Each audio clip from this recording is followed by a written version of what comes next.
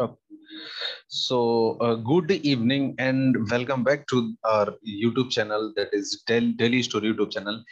यहाँ पे हम लोग अपने क्लास में क्या कर रहे थे, पॉलिटी के बहुत सारे सेक्शंस को हम लोगों ने कंप्लीट किया, बहुत सारी प्रैक्टिस की, क्वेश्चंस की, और आज हम एक नए और अलग टॉपिक के साथ आपके समक्ष हाजिर हुए हैं। आपके सामने एक टॉपिक लेके आए हैं जिसका नाम है एंटी डिफेक्शन लॉ, जिसे हिंदी में हम लोग दल बदल विरोधी कानून बोलते हैं।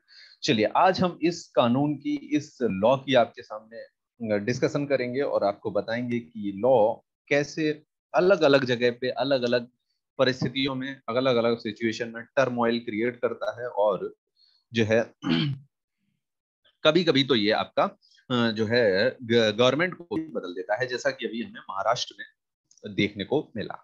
चलिए, पहले देख लेते हैं दल बदल कानून लागू किस पे होता है और क्या क्या इसमें जो है प्रोविजंस आपके आते हैं। तो देखिएगा, पहला प्रोविजन आपको देखने को मिलता है, the anti defection law punishes individual members of parliament और एमएलएज। यानी ये आपका सेंट्रल गवर्नमेंट में जो, यानी सेंट्रल में आपके जो भी एमपीज होते हैं उनके ऊपर, और जो स्टेट गवर्नमेंट में जो भी एमएलएज होते हैं, आपके स्टेट गवर्नमेंट में जो भी एमएलएज होते हैं उन पे लागू होता है। ये आम इंसान पे लागू होने वाला कानून नहीं है। ठीक, पहली बात। दूसरी बात, पार्लियामेंट ने इसे कॉन्स्टिट्यूशन में कब ऐड किया? ये क्योंकि कॉन्स्टिट्यूशनल लॉ है, तो पार्लियामेंट ने जो है इसे कॉन्स्टिट्यूशन में कब ऐड किया, तो याद रखना 1985 में। वैसे तो सारे इसके प्रावधान देखेंगे कौन से कॉन्स्टिट्यूशनल अमेंडमेंट से ये जो है आपका ऐड हुआ है। अगली चीज है, इसे ऐड क्यों किया गया? क्योंकि लोग जो है बहुत जल्दी से एक पार्टी से दूसरी पार्टी में जाते थे। एक पार्टी के एमएलए फर्स्ट पार्टी के एमएलए मान लेते हैं, सेकंड पार्टी में जो है भाग जाते थे। ठीक है, दल बदल लेते थे, इसीलिए इसे दल बदल विरोधी कानून बोला गया है, एंटी डिफेक्शन लॉ बोला गया है। तो ये लोग जो है पॉलिटिकल टर्मोइल क्रिएट करते थे, जो आपकी पॉलिटिकल सिचुएशन होती थी उसे जो है ये लोग बिगाड़ देते थे। इसलिए पॉलिटिकल स्टेबिलिटी लाने के लिए ये आपका जो कानून है ये लाया गया है, और उन लोगों को डिस्करेज करेंगे इसमें से जो लोग जो है आपके पॉलिटिकल जो पार्टीज को बदलते रहते हैं, उनको डिस्करेज करने का इसका मतलब था। ये जो कानून है ये कहाँ पे आपका सेट किया गया है कॉन्स्टिट्यूशन में? तो हमारे कॉन्स्टिट्यूशन के 10th शेड्यूल में इसे डाला गया है। अगर आपसे पूछा जाए कि हमारे कॉन्स्टिट्यूशन में, जब हमारा कॉन्स्टिट्यूशन 1950 में बन के तैयार हुआ तो टोटल कितने शेड्यूल्स थे? तो याद रखना है आपको, हमारे कॉन्स्टिट्यूशन में 8 शेड्यूल्स थे टोटल। लेकिन अगर बात करें आज की, तो आज आपके कॉन्स्टिट्यूशन में कितने शेड्यूल्स हैं? 12 नंबर ऑफ शेड्यूल्स हैं। ठीक है, और जो 10th नंबर ऑफ शेड्यूल है उसमें आपका एंटी डिफेक्शन लॉ यानी दल बदल विरोधी कानून जो है आपका ऐड हुआ है। कौन से अमेंडमेंट एक्ट से ऐड किया गया है? तो 52nd अमेंडमेंट एक्ट जो है इसे ऐड किया गया है 1985 के अंदर। ठीक है, चलिए आगे चलते हैं और देखते हैं महाराष्ट्र की पॉलिटिकल सिचुएशन। एनसीपी आपकी, शिवसेना आपकी है ना, एनसीपी प्लस शिवसेना, प्लस में आपकी कौन रहती है? प्लस में आपकी आपको देखने को मिलती है कांग्रेस। इन तीनों ने मिलके जो है आपका महाराष्ट्र में गवर्नमेंट को फॉर्म किया था। लेकिन शिवसेना के बहुत सारे जो है आपके विधायक, चर्चा करेंगे इनकी भी, विधायक जो है निकल गए शिवसेना से, और इन्होंने किसको ज्वाइन कर लिया? बीजेपी को आपका ज्वाइन कर लिया। इस तरह से जो है सरकार अभी आप देख ही रहे हैं, एक नाथ शिंदे जो है आपके कौन बन गए हैं? एक नाथ शिंदे जो है आपके, ये आपके जो है चीफ मिनिस्टर बन गए हैं। कहाँ के? महाराष्ट्र के। और जो उद्धव ठाकरे जी चीफ मिनिस्टर थे वो हट चुके हैं, जो कि शिवसेना से ही थे। एक नाथ शिंदे भी शिवसेना से ही माने जाएंगे क्योंकि ये शिवसेना के ही विधायक थे। एक नाथ शिंदे मिनिस्टर बन चुके हैं, और देवेंद्र फडणवीस ये आपके डिप्यूटी सीएम यानी उप मुख्यमंत्री आपके बन चुके हैं। ठीक है, चलिए देखते हैं, इनकी भी चर्चा करेंगे। पहले देख लेते हैं ग्राउंड्स ऑफ डिस्क्वालिफिकेशन। इस कानून के आधार पे अयोग्य कैसे घोषित किया जाता है, यानी आप डिस्क्वालीफाई कैसे हो जाते हैं एक विधायक या एक सांसद की सीट से? तो देखिएगा, if an elected member voluntarily gives up his membership of a political party. अगर एक जो है इलेक्टेड मेंबर वॉलंटरी अपनी जो है अपनी मेंबरशिप एक पॉलिटिकल पार्टी से गिव अप कर देता है, इसका मतलब मैं समझा देता हूं आपको क्या है इसका मतलब। यहाँ पे आपको चार चीजें याद रखनी है। इसका मतलब मैं समझाता हूँ, एक पॉलिटिकल पार्टी से अपनी मेंबरशिप को गिव अवे करना, पॉलिटिकल पार्टी, ठीक है।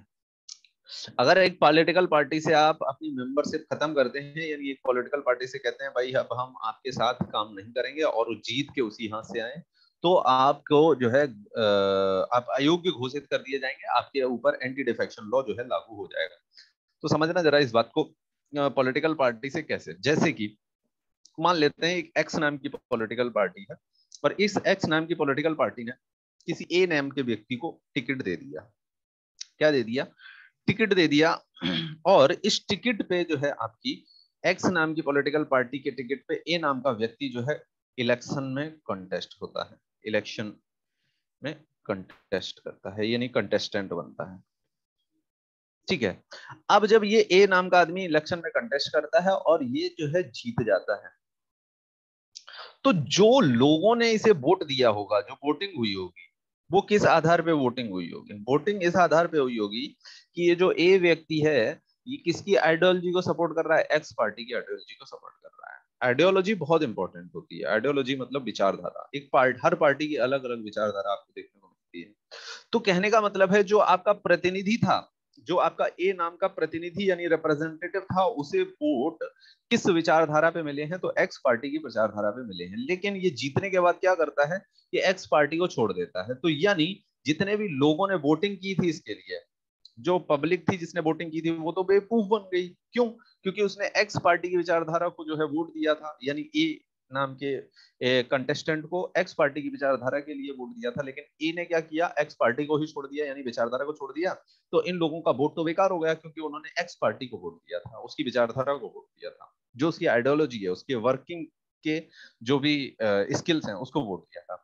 तो यहाँ पे ये जो व्यक्ति ए है वो एक्स को छोड़ देता है, तो पब्लिक के जो डिसीजन को या पब्लिक की जो विचारधारा थी जिस पार्टी से ज्वाइन होने की, उसको छोड़ दिया इसने। तो इसलिए क्या होगा, क्योंकि यहाँ पे लोकतंत्र है, डेमोक्रेसी है, तो इन पब्लिक का ही तो रूल होगा। तो आपने अगर पार्टी छोड़ी यानी विचारधारा छोड़ दी, तो इस पब्लिक की भी विचारधारा छूट गई।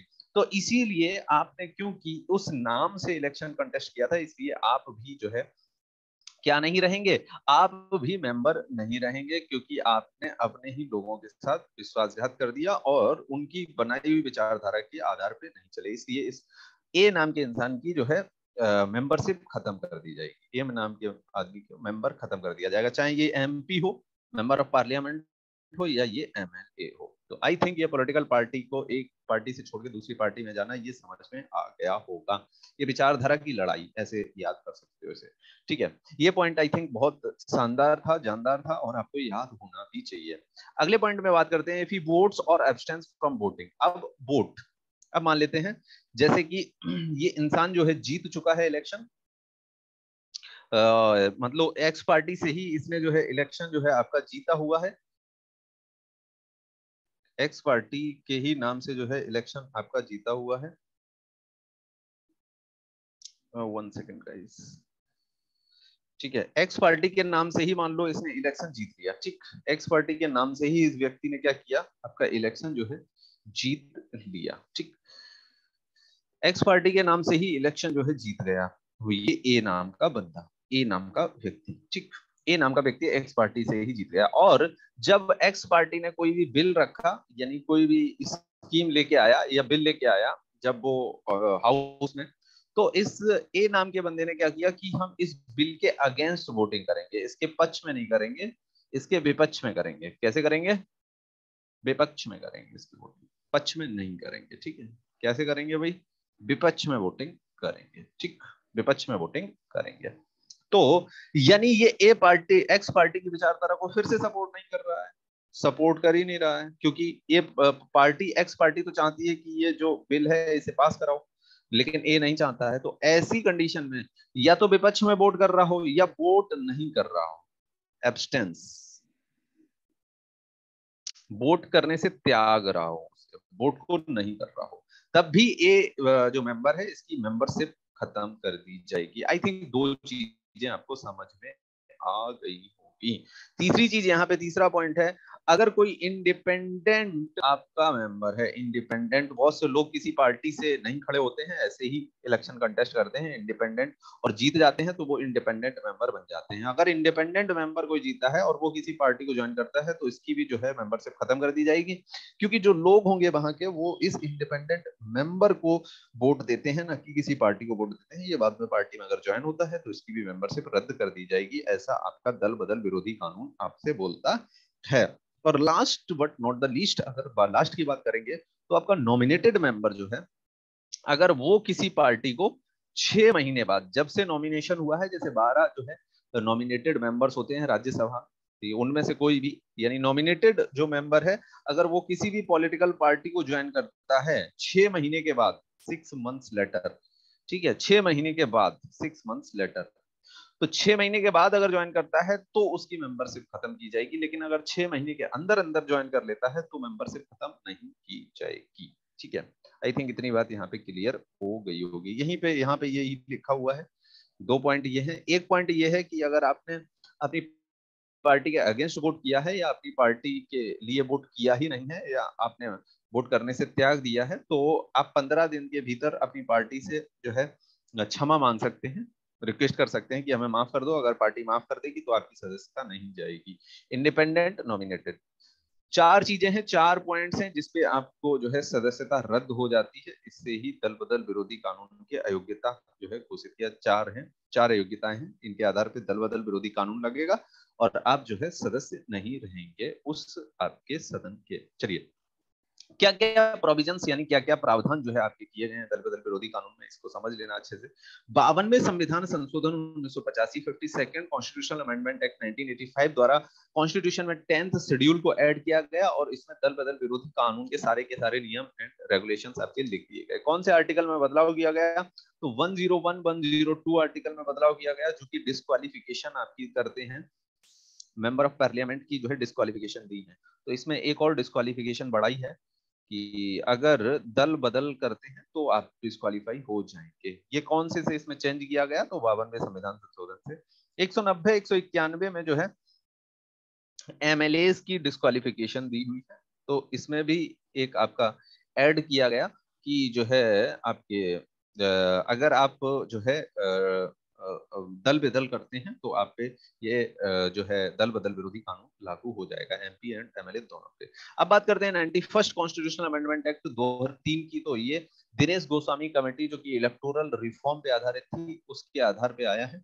तो इसमें आर्टिकल 75 में एक चेंज किया गया कि 15% से ज्यादा जो है लोकसभा के सदस्यों से उनका काउंसिल ऑफ मिनिस्टर ज्यादा नहीं होगा, यानी सीओएम जो है 15% होगा लोकसभा के जितने भी मेंबर्स होते हैं उसका 15% आपका सीएम यानी काउंसिल ऑफ मिनिस्टर होगा।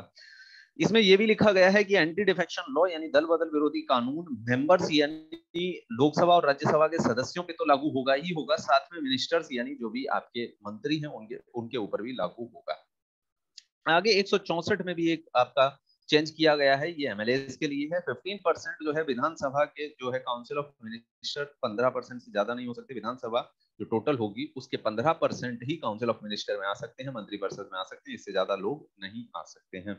इसमें एक दूसरा भी चेंज किया गया जो आपके लोकसभा के लिए भी किया गया है, यानी जो मेंबर्स होंगे विधानसभा या विधान परिषद के, उन पे भी एंटी डिफेक्शन लॉ यानी दल बदल विरोधी कानून लागू होगा। साथ में मंत्री जो होंगे उन पे भी आपका ये कानून लागू होगा। एक आर्टिकल इसमें ऐड किया गया 91st कॉन्स्टिट्यूशनल अमेंडमेंट एक्ट 2003 से, तो वो है आर्टिकल नंबर 361 भी, जो कि क्या कहता है कि defection persons can not hold any office of profit under union of state government. यानी कोई भी डिफेक्टेड पीपल जिसके ऊपर दल बदल विरोधी कानून लगा हो, राज्य एवं केंद्र सरकार के अधीन कोई भी ऑफिस ऑफ प्रॉफिट लाभ का पद धारण नहीं कर सकता। आई थिंक इतनी बातें क्लियर होंगी। इसके साथ ही 91st कॉन्स्टिट्यूशनल अमेंडमेंट एक्ट में एक चीज और आपकी आती है जिसे हम और देख लेते हैं। तो 91st कॉन्स्टिट्यूशनल अमेंडमेंट एक्ट में यह भी कहा गया है कि अगर किसी पार्टी के 2/3 सदस्य किसी दूसरी पार्टी में जाते हैं, किसी एक पार्टी के 2/3 मेंबर्स किसी दूसरी पार्टी को ज्वाइन करते हैं, तो इसे विलय कहा जाएगा। इसे क्या कहा जाएगा? विलय कहा जाएगा, मर्जर कहा जाएगा, इसे दल बदल नहीं कहा जाएगा। तो ये अलाउड कर दिया गया है 21st कॉन्स्टिट्यूशनल अमेंडमेंट एक्ट द्वारा। ठीक है, 2/3 सदस्य अगर किसी भी पार्टी में जाते हैं तो ये क्या है आपका, ये आपका अलाउड रहेगा। ये दल बदल नहीं माना गया है, ये क्या माना गया है, ये आपका माना गया है, ये आपका जो है क्या माना गया है, तो ये आपका विलय माना गया है दो पार्टियों का। ठीक है, आई थिंक इतनी बात आपको यहाँ पे क्लियर हो गई होगी। चलिए आगे देखते हैं हम लोग 21st कॉन्स्टिट्यूशनल अमेंडमेंट एक्ट। अब इसमें आगे देखते हैं, आगे ये देखते हैं इशूज क्या क्या हैं। तो इशूज के पहले एक चीज यहाँ पे और देख लेते हैं हम लोग कि हाँ, controversial role of speaker. Speaker का रोल जो है कंट्रोवर्शियल रहता है। यहाँ पे स्पीकर का रोल कैसा रहता है, स्पीकर का रोल कंट्रोवर्शियल रहता है, क्योंकि दल बदल कानून किस पे लागू होगा ये कौन डिसाइड करेगा, तो ये लोकसभा का स्पीकर या विधानसभा का स्पीकर या अध्यक्ष, ठीक है, विधानसभा भी यहाँ पे आ जाएगी, और राज्यसभा का चेयरमैन या आपकी विधान परिषद का चेयरमैन जो होगा वो डिसाइड करता है कि ये दल बदल विरोधी कानून के अंतर्गत आ रहा है या नहीं आ रहा है। There is no clarity in the law about the time frame. देखो पहले तो ये तय करता है, और इसे यहाँ पे टाइम भी नहीं दिया गया है कि कितने टाइम में जो है आपको दल बदल विरोधी कानून जो है लागू कर देना है। ये कभी कभी 6 महीने में भी लागू कर दिया जाता है स्पीकर यानी अध्यक्ष के द्वारा या सभापति के द्वारा, और ये कभी कभी 3-3 साल ले लेता है। तो ये बहुत बड़ी दिक्कत है इसकी कि जो है दल बदल विरोधी कानून जो है आपका कितने टाइम के अंदर जो है लागू हो जाना चाहिए, और उस पे जो है न्याय मिल जाना चाहिए कि दल बदल है, दल बदल लागू हो रहा है, दल बदल जो है इन्होंने किया है या नहीं किया है। अब अगर बात हम महाराष्ट्र की कर लेते हैं, तो महाराष्ट्र में देखिए, महाराष्ट्र में जो है आपकी सरकार भी बन चुकी है। तो महाराष्ट्र की एक मिनट में हम बात करके अपने इस टॉपिक को एंड करते हैं। तो महाराष्ट्र की अगर बात करेंगे तो महाराष्ट्र में आपकी बीजेपी के कितने जो है एमएलए हैं, तो 105 एमएलए बीजेपी के हैं। और शिवसेना के कितने एमएलए हैं, तो शिवसेना के 56 एमएलए हैं। और अगर बात करेंगे कांग्रेस की, तो कांग्रेस के एमएलए का नंबर 44 है, और एनसीपी के एमएलए का नंबर आपका कितना है, तो आपके 54 एनसीपी के एमएलए रहते हैं। ठीक, इन्हीं इतने की ही बात करेंगे, और भी बहुत सारे हैं, क्योंकि टोटल जो सीट्स हैं वो 289 है। कहाँ पे, आपकी महाराष्ट्र में। महाराष्ट्र की ही चर्चा करेंगे, क्योंकि महाराष्ट्र में जो है एकनाथ शिंदे साहब ने जो है सरकार भी बना ली है, तो और दल बदल विरोधी कानून उन पे लागू नहीं हुआ है। यहाँ पे एक कंडीशन समझ लेते हैं जरा, 289 सीट्स हैं, और आपको अगर सरकार बनानी है तो इन 289 विधायकों में से आपके पास 50% प्लस एक विधायक होना चाहिए। इसे बोलते हैं बहुमत, यानी मेजोरिटी बोलते हैं। तो अगर आपके पास मेजोरिटी में आपके विधायक हैं तो आप सरकार फॉर्म कर सकते हैं। ठीक, तो देखिएगा 289 का अगर 50% प्लस एक निकालेंगे तो 280 का 50% हो जाएगा 28, 28, 14 यानी 140, तो 145 आएगा, 145 यानी 145 अगर आपके पास जो है एमएलए हैं तो आप सरकार फॉर्म कर सकते हैं। ठीक है, तो यहाँ पे क्या हुआ, यहाँ पे कांग्रेस, शिवसेना और एनसीपी, इन तीनों ने मिलकर जो है सरकार बना ली थी, क्योंकि ये 145 से ज्यादा हो जाएंगे। लेकिन अभी क्या हुआ, शिवसेना के आपके लगभग कितने मेंबर, शिवसेना के लगभग आपके 39 जो है विधायक जो है इनसे अलग हो गए। जब 39 विधायक अलग हो गए तो इनके पास जो है ये मेजोरिटी वाला नंबर नहीं बचा, और मेजोरिटी वाला नंबर नहीं बचा, और 39 जाके जो है शामिल किसमें हो गए, बीजेपी में आपके 39 शामिल हो गए। कितने हो जाएंगे लगभग आपके है 9 5 एक 144 हो गए, और भी एक जो है आपका जो है बीजेपी को मिल गया, तो इसके साथ ही आपके 145 बीजेपी के पास हो गए, और इस तरह आपकी बीजेपी की जो है सरकार वहां पे बन गई है। अब देखेंगे यहाँ पे कि शिवसेना पे टोटल 56 एमएलए थे, 56 एमएलए थे। 56 में अगर देखेंगे तो 2/3 कितना होगा 56 का, तो अगर इससे काटेंगे तो 3 और 3 8 और 8 36, तो 37 के आसपास आएगा। तो अगर शिवसेना में से 56 एमएलए में से 37 एमएलए शिवसेना से निकलते हैं, ठीक है, तो उसमें दल बदल विरोधी कानून काम नहीं करेगा, क्योंकि 2/3 अगर सदस्य आपकी एक पार्टी से निकल रहे हैं तो वो दल बदल में ना आके वो मर्जर में आ जाता है। इसलिए अब इन लोगों पे आपका दल बदल कानून लागू नहीं होगा। इस तरह आप देखेंगे कि एकनाथ शिंदे जी की जो है बीजेपी के साथ मिलके जो है सरकार फॉर्म कर दी गई है महाराष्ट्र में। और जो ये एकनाथ शिंदे साहब के साथ जो भी आपके एमएलए गए थे, जो भी जिनको बागी एमएलए कहा जाता है, ठीक है, उन एमएलए पे दल बदल विरोधी कानून भी नहीं लगेगा। और ये जो है आपके जो है ये आपके क्या हुए, ये आपके जो है सरकार फॉर्म कर लेते हैं। इस तरह आपकी जो है सरकार वहां पे महाराष्ट्र में बन जाती है। दल बदल विरोधी कानून जो है बहुत ज्यादा कंट्रोवर्शियल हो चुका है। और दल बदल विरोधी कानून जो है आपका 1985 में राजीव गांधी द्वारा आपका लाया गया था। ठीक है, इतनी बात यहाँ पे आपको क्लियर होगी। इसी के साथ हमारा दल बदल विरोधी कानून यहाँ पे कंप्लीट होता है। बहुत सिंपल लैंग्वेज में मैंने बताने की कोशिश की है। जितनी भी स्लाइड्स मैंने दिखाई हैं उन स्लाइड्स को आप एक बार पॉज करके और उनके नोट्स बना लीजिएगा। बस एक ही पेज के आपके नोट्स होंगे और बहुत शानदार तरीके से आपको ये टॉपिक समझ आ जाएगा। पढ़ते रहिए, रिवीजन करते रहिए। Take care, bye bye, thank you guys.